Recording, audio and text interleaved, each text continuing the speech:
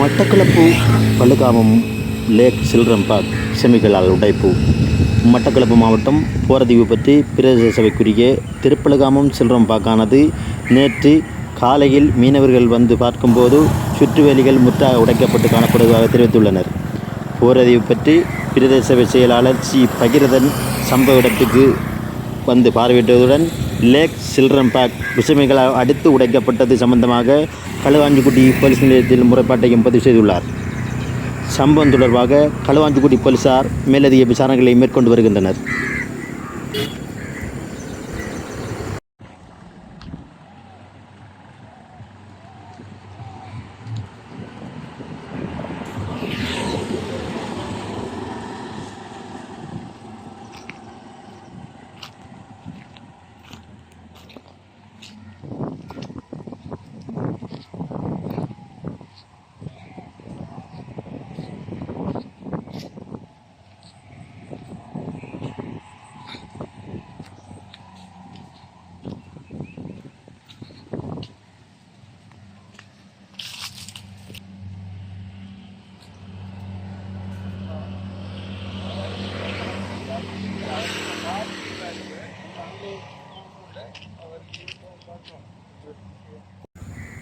இந்த இது வந்து நேற்று முந்தாதெல்லாம் கஷ்டப்பட்டு வேலைஞ்ச இடத்துல நாங்கள் 6 மணிக்கு நாங்கள் வீட்டு போயிடுவோம்.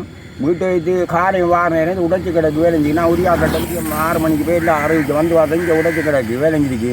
இது இந்த புள்ளை நேற்று எவ்வளோ சனம் கிடந்து கொடுத்த விளையாடினதுகள் எவ்வளோ கஷ்டப்பட்டு வேலைஞ்சத்தை 6 பேர் இந்த சரியாக உடைச்சி கிடக்கு உரியம்பார். நான் உரியாக்கள்கிட்ட போய் அறிவிச்சிருக்கேன். ஆனால் அவனால் இந்த இதை செஞ்ச இவனால் நான் அவனுக்கு தகுந்த ஆக்களை பிடிச்சி தகுந்த ஒரு ஆள் செய்யலை.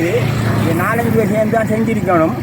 அந்த ஆக்களை பிடிச்சி அவனுக்கு தூக்கு தண்டனை விதிக்கணும். அவனுக்கு வேறு ஒன்றும் செய்யலை. அந்த பிள்ளைகள் விளையாடுற இடத்த இப்படி சேவலாக வச்சிருக்காங்க. அவர்கள் இந்த இதை பராமரிக்கணும்ட்டு வேலை இங்கே போல் வேலையை செய்கிறார். அவருக்கு மதிப்பு கொடுக்காம இந்த வேலையை செஞ்சிருக்காங்க. அவனால் நீங்கள் எப்படியோ பிடிச்சி 6 இதை ஒரு ஆள் செய்யலை. 2-3 பேர் தான் செஞ்சிருக்காங்க. பிடிச்சி அவனுக்கு உரிய தண்டனை கொடுக்கணுமென்று நான் கேட்டுக்கொள்கிறேன்.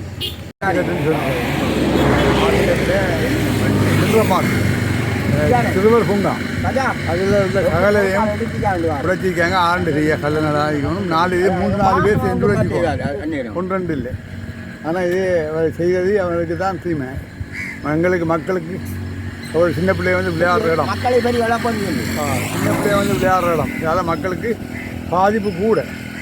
ஏன்னா ஒவ்வொரு நாளும் சின்ன பிள்ளைய வந்து ஒவ்வொரு நாளும் விளையாடுறேன். இப்போ இப்படி இருந்தால் மாடு போகும், மற்றையெல்லாம் போகும்.